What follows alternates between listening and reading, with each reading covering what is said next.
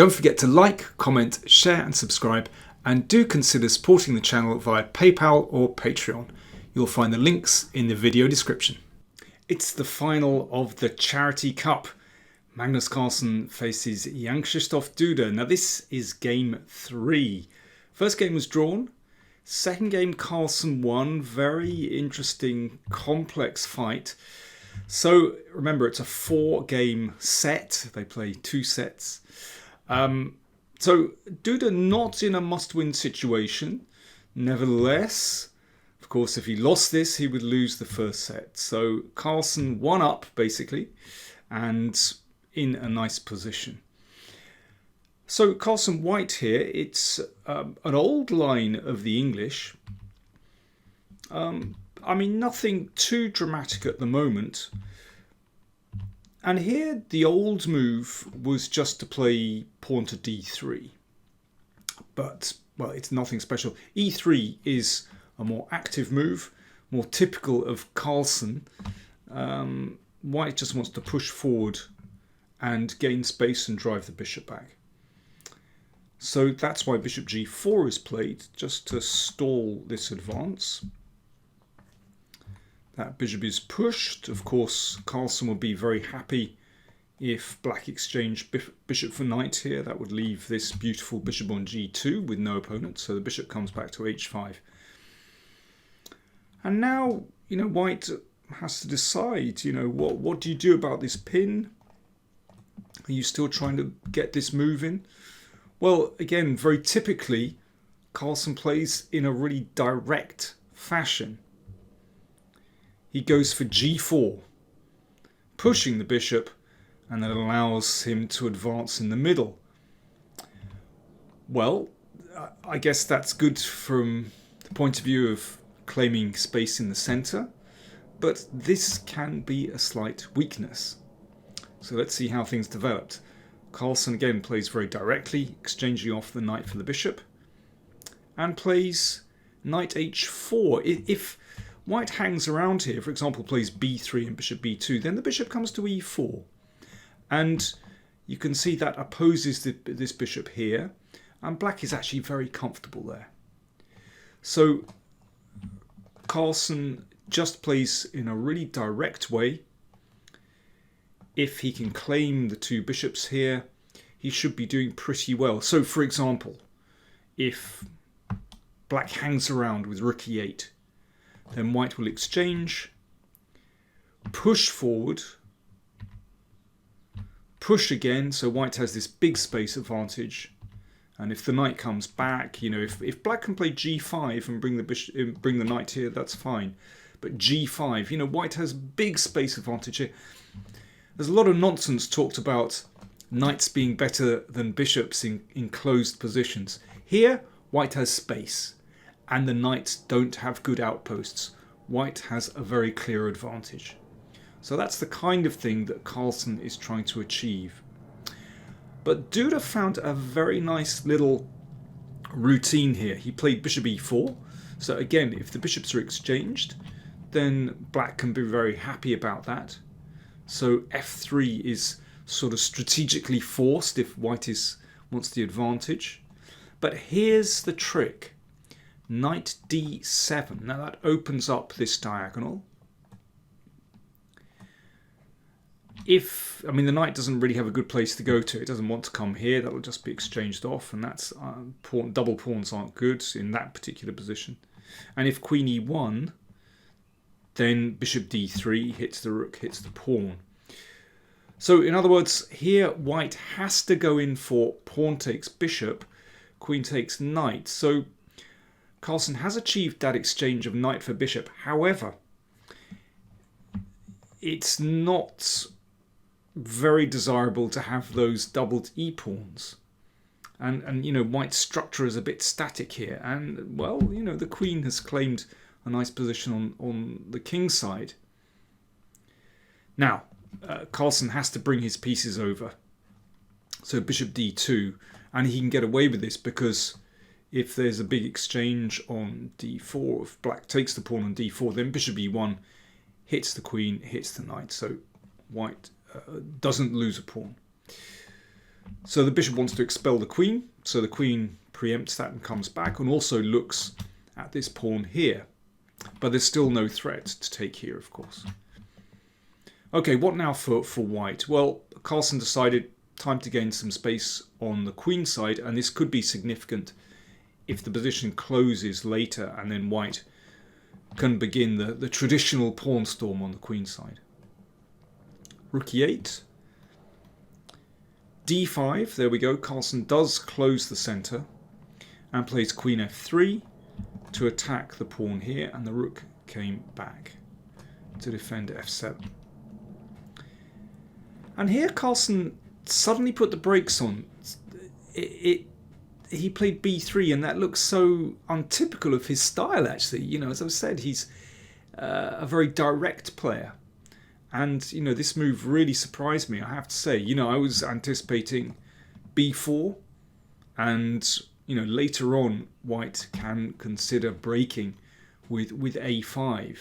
And b4, of course, takes away the c5 square. And instead, Carlson just played b3. I guess he just wanted to free his rook, but seems unusual. Knight c5, hitting the pawn, and rook b1.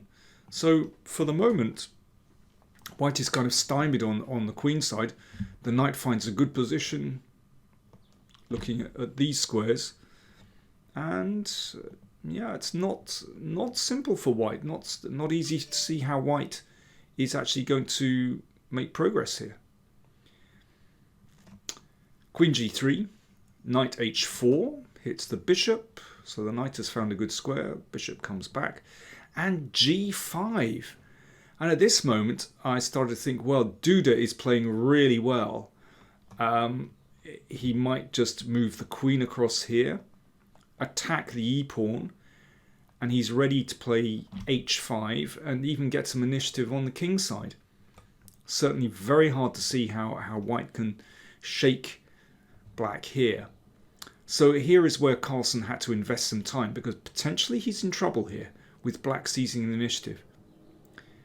He played bishop e1.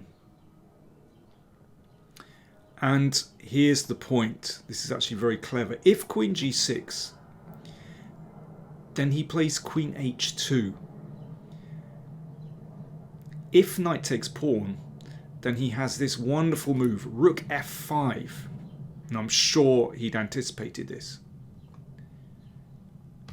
So that attacks the knight, and if knight takes, then bishop takes, and white wins material, and that's just a beautiful position. And after rook f5, if the knight comes back, then white exchanges off bishop for knight, plays queen f2. Well, suddenly, actually, white has the initiative on the king side. The rook can join the attack, maybe b4 and bishop e4. I mean, this is obviously very, very pleasant for white.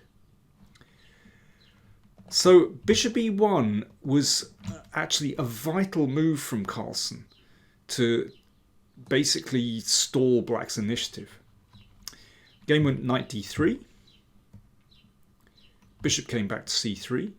Now white threatens b4, trapping the knight, so the knight had to come back. So basically you can see that Duda isn't quite sure what to do.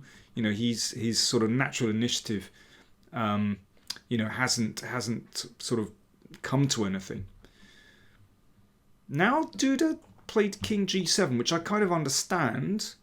It could be a useful preparatory move later, but he should go queen g6 anyway, and just prepare h5 quickly and keep tabs on the pawn. I mean, it's possible the game, you know, could end in a draw by repetition, actually. But anyway, king g7, which, well, would suit Carlson and would keep Duda in the game. King g7, bishop e1, f6, the queen switches over, and somehow the crisis has passed for Carlson here. Knight g6 threatens the pawn, that's defended, and the knight came back. You can see there's a bit of a traffic jam of pieces on the king side. You know, black is a long way from getting this little bit of initiative on the king side. Even then, it's not too scary. So Carlson recognises the fact that with the queen stuck way across the other side of the board. It is time to advance on the queen side. Now, if that's taken, then, well, white gets the pawn back and actually has a very pleasant initiative here. You can see this is threatened. White's better.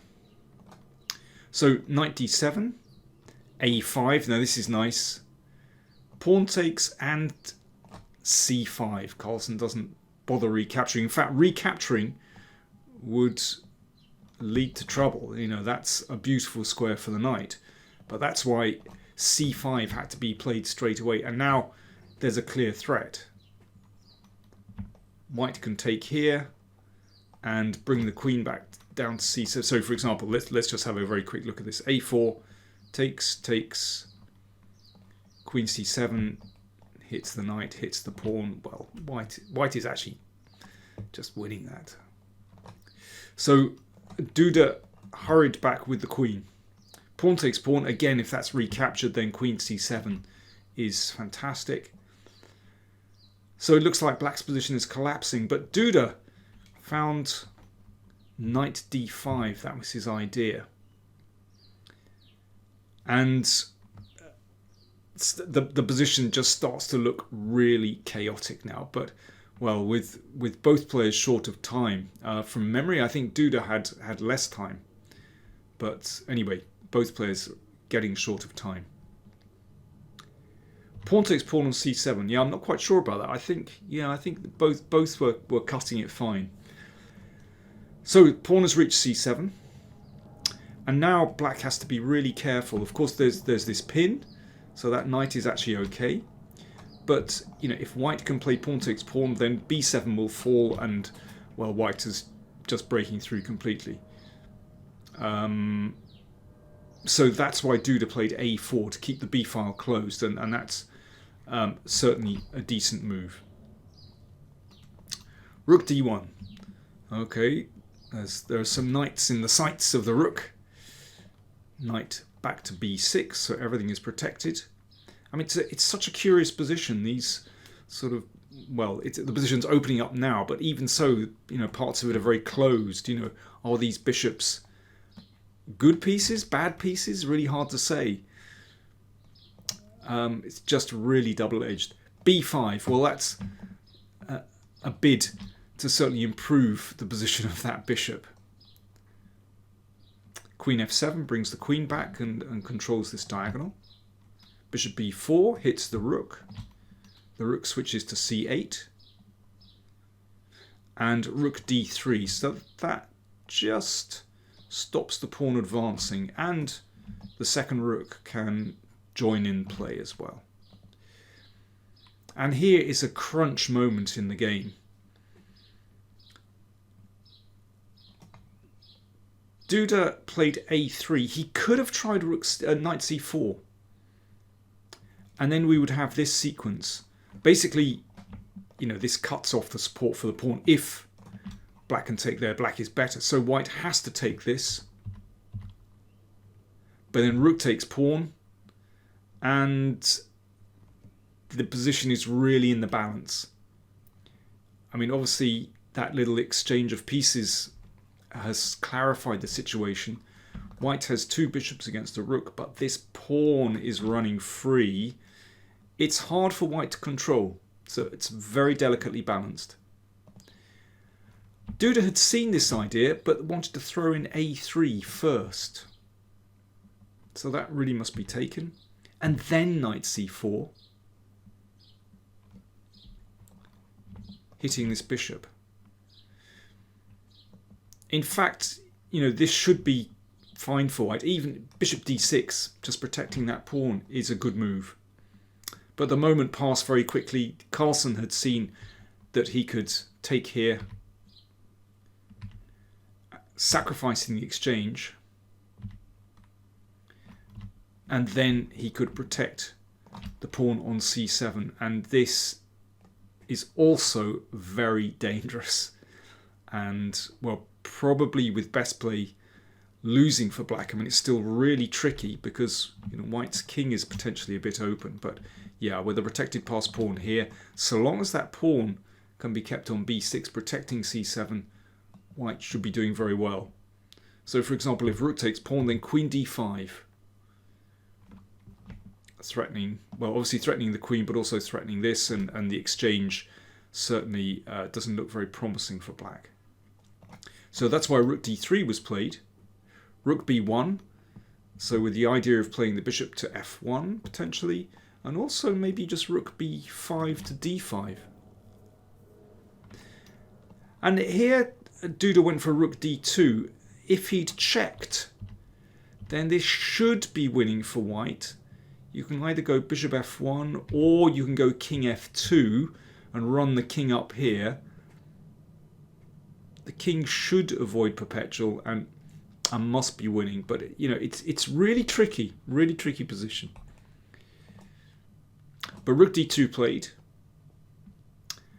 and I mean, I was anticipating bishop f1, but Carlson went bishop f3. It's a really interesting idea. And after queen d6, just bishop e2. Very safe. Obviously, this is protected. And now the king is going to come to f2. And the king is secure. Queen a3 hits the pawn.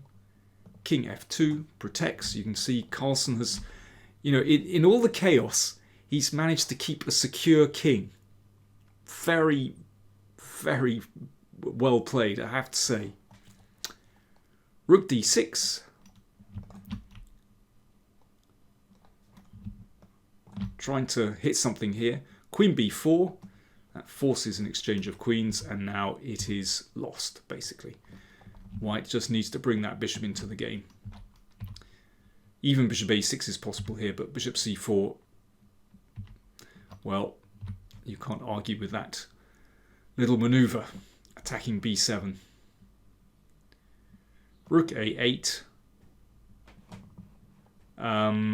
Yeah, one last little idea is that if bishop takes b7, then rook check. Now, I mean, white can avoid this, but you know, you don't want to fall into this basically. And then here, and mate, that wouldn't be too clever.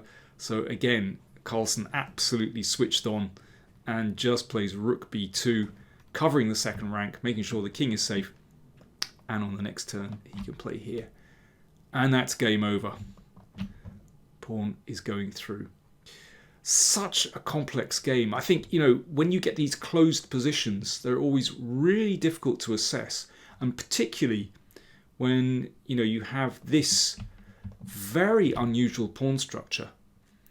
But fascinating how in the critical moment, you know, Carlson found this very nice maneuver and had to calculate actually very precisely in order to find this idea. If he hadn't seen this clever idea, then, you know, black would take the initiative on the king side. So that meant that Carlson won the first set. They play a second set today, Saturday.